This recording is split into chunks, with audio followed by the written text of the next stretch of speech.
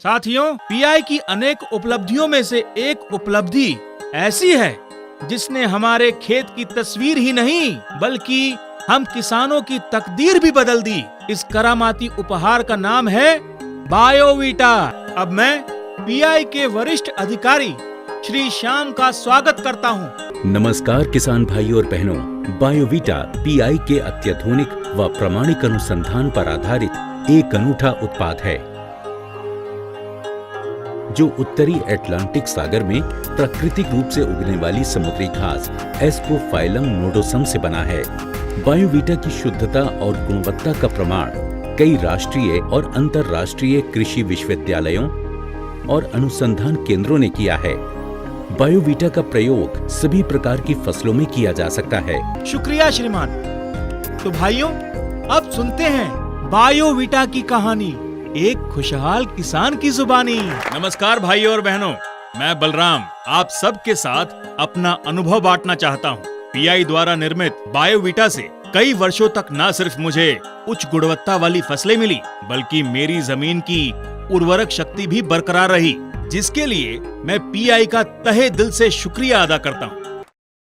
क्या बात है बलराम भाई, हमको भी अपनी खुशहाली का राज बताओ। अरे मेरी ही नहीं, पूरी गांव की खुशहाली का राज जानना हो तो हमारे गांव आओ। गोपाल भैया, हमारे गांव में आपका स्वागत है। और सुनाइए, कैसे आना हुआ? तुमसे तुम्हारी अच्छी फसल का राज जानने आया हूँ। हमारे गांव की फसलें बहुत कमजोर और बेजान होती जा रही हैं। पता नहीं क्यों, पर धीरे धीरे जमीन की उपजाऊ क्षमता भी कम हो रही है। अरे गोपाल भैया, आप चिंता ना करें, केवल यही है आपकी समस्या का समाधान। बायोवीटा 60 से अधिक प्राकृतिक पौष्टिक यौगिकों का मिश्रण है जो फसलों की गुणवत्ता को बनाए रखता है। बायोवीटा भारत में सबसे ज्यादा बिकने वाला असली समुद्री शैवाल से बना उत्पाद है। बायोवीटा का इस्तेमाल कैसे कर सकते हैं? बायोवीटा का प्रयोग सभी प्रकार की फसलों में किया जा सकता है। आइए जानते हैं बायोवीटा का इस्तेमाल हमें कपास की फसल में कब और कैसे करना चाहिए। बायोवीटा का इस्तेमाल हमें कपास की फसल की मुख्य अवस्थाओं में करना चाहिए। किसानों द्वारा प्रयोग की सुविधा के लिए बायोवीटा 2 रूप में उपलब्ध है, बायोवीटा दानेदार और बायोवीटा लिक्विड। बायोवीटा दानेदार का प्रयोग 4 से 8 किलोग्राम प्रति एकड़ की दर से बुआई के समय करना चाहिए, जिससे कि कपास की पौधों का अच्छा अंकुरण होता है।